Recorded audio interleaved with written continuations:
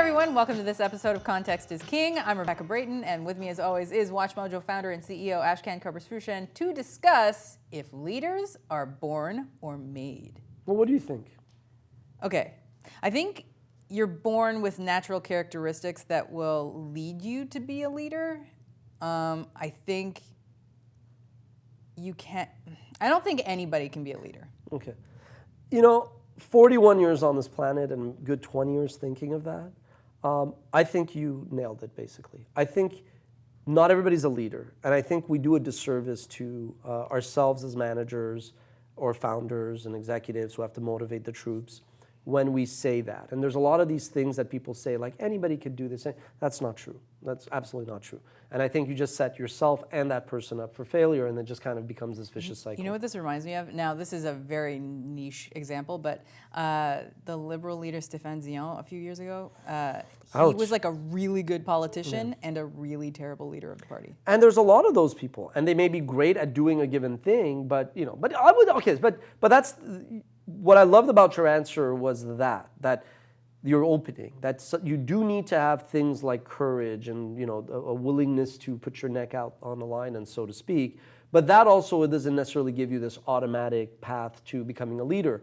You actually have to find yourself in moments of adversity. You actually have to kind of, you know, wake up kind of unsure if you could overcome something, and like just, you know, doubting yourself, and, you know, winning people over when like your troops look at you and they're not sure, and when like you kind of see people emerge as like taking the high road instead of just acting like total idiots when, you know, in that like moment of tension. So I think that's the takeaway, that it's really great to say these things that you're supposed to say, but the reality is absolutely leaders are born and made to be made. And I think the sooner you realize that, the sooner you start to position people to succeed, because the reality is, we talked about this in the thing of like closers and finishers and the people who move the ball down the field.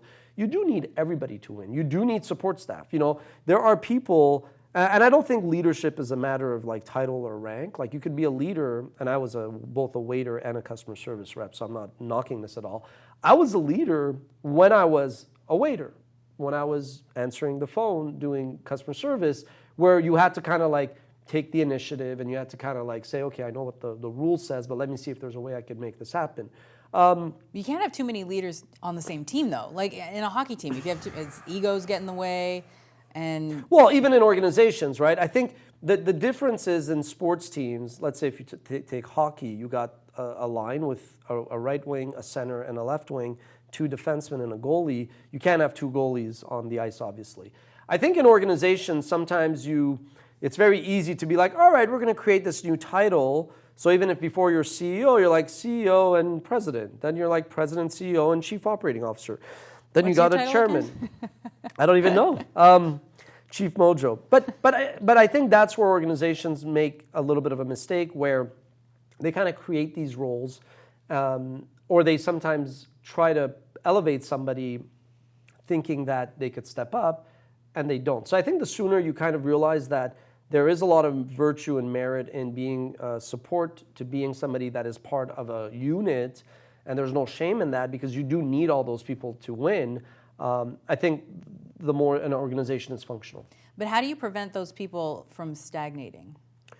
Well, I think, okay, stagnating is one issue, and I'll talk about that, but I think the risk of taking somebody who's not a leader and trying to force them into a leadership role, then they decline, then they actually like totally fall off the train, which is then worse. And that's something that we've all kind of experienced and tried to do, and like I've learned. I think the issue with avoiding stagnation is, so, okay. Because I mean, if someone's not gonna keep moving up, like what do they do? I've said some things in the past which were in a given context about myself that you've then used against me, which is fine. I mean, saying I use them against you isn't exactly accurate, but fair enough. One was when I used to say, when the going was rough and it was tough, to stay upbeat, I would say, hey, if I'm not happy, you know, I'm privileged to be in this position. If I'm not happy, that's the door. And I would use that to everybody, use that against me. Like, if you're not happy, there's the door. Yeah, well, stay upbeat. That's not exactly the most motivational thing. I'm just saying. To myself, that, you know, even if it's rough out there, I wouldn't trade my place with anybody else. 2, when I used to say, hey, I figured a way to navigate around fair use and build a business, and I wanted to make sure that if I got hit by a bus, I wasn't like everything wouldn't go down. I would say, I want to make sure that like I'm replaceable, that if I'm not there, you guys could still navigate through fair use. But then some people go with Ash says everybody's replaceable, but I'm like, yeah, in theory, everybody should be replaceable. We've covered that already. But 3, another thing that's very contrarian, and most people don't admit it because it sounds good, is attrition is fantastic. Attrition is healthy. It's natural. Some people have to leave. You sometimes, as an organization, don't want to let people go because you have a heart. When they leave, it's relief. It's survival of the fittest. But it's not even survival of the fittest. It's some people just should leave. Like it's with everything. It's like relationships sometimes don't work and you don't want to break up. But when you do, you're like, wow, why didn't I do that sooner? Now, the other thing is promotions are not a God-given right. You asked about stagnation. We were very naive early on where I wanted, everybody could be a Tom Brady. Not everybody could be Tom Brady. Some people are Tom Brady's water boy, and that's fine. You need a water boy, right? But the point I want to get to is... Or the ball deflator. But exactly, the deflating is an important role. But the key is promotions are not a God-given right. So the sooner to avoid stagnation, the sooner you relay that it's like, look, you may be a Barry Diller who starts off in the mailroom, and one day you rule the universe. That's a great story, but that's the exception to the rule. The mailroom is a fantastically important role at a traditional talent agency. Like I started off with the William Morris mailroom because you're going over and giving Marilyn Monroe her screenplay, and you're getting a check that you got to deliver to Robert Redford, back in the day. The mailroom was critically important, but it was a basic entry-level role, and if you really, really were ambitious, you had to grow, you had to fight for that promotion. So stagnation is actually, again, when you kind of coddle people and you kind of make it seem that like you have this God-given right to just be elevated in an organization, when in fact you don't. And we are, again, this anomaly where it's a relatively healthy culture and it's pretty laid back, but why do you think there's so much cutthroat, dynamic aspects in other organizations? Because again, scarcity. There's one job that opens up, 5 people want it. And the 5 people want it internally actually have to go up against 10 people externally. And then you got the decision maker that's like looking at the 5 internal and the 10 external, and then they're like kind of make that decision. So to avoid Is that another episode? Hiring internally versus externally? Yes, that's a good one. That's a great one, actually. And in fact, the former CEO of Hearst just came up with, published a book, and he talks about that, and he had a fantastic point of view. So I'll reread that, and then we can discuss it on the next show.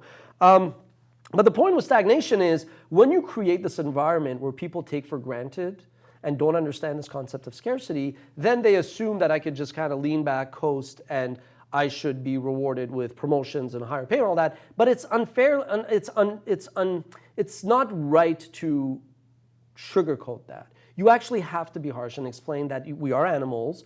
It's survival of the fittest, and there's no God-given right to get that promotion. And that's how I feel you avoid stagnation. Okay. Was where our leaders born or made? Is that the one we're still on? No, it is, yeah. But the point is, so leaders are absolutely born and made, not or.